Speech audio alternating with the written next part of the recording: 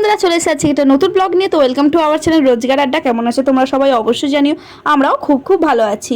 তো এই যে আমার পাশে দেখো দুটো বাচ্চা, তো এরাও যাচ্ছে আমার সাথে পুজো বাড়িতে, আর আগেই যাচ্ছে আমার ননদ।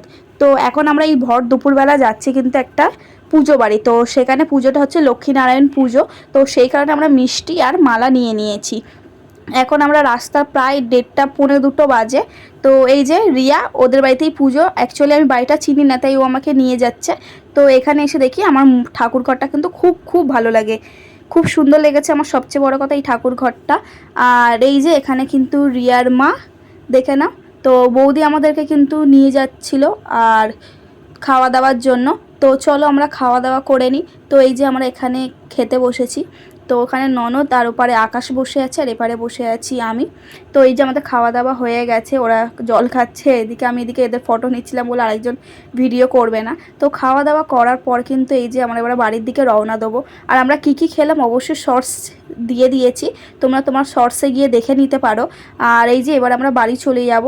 এইটা হচ্ছে ওদের বাড়ি। এবার আমরা বেরিয়ে যাচ্ছি। তো রাস্তায় আসতে গিয়ে একটা ভালো জিনিস দেখলাম, যেটা হচ্ছে এই মাটির কুঁজোতে কিন্তু জল ভরা আছে। তো যার যখন তেষ্টা পাবে সে কিন্তু খেতে পারবে। তো এই যে আমি বাড়িতে চলে এসেছি, আর প্রচণ্ড গরম এই দুপুরবেলার মধ্যে। চোখ মুখের অবস্থা দেখতেই পাচ্ছ কি হয়ে গেছে।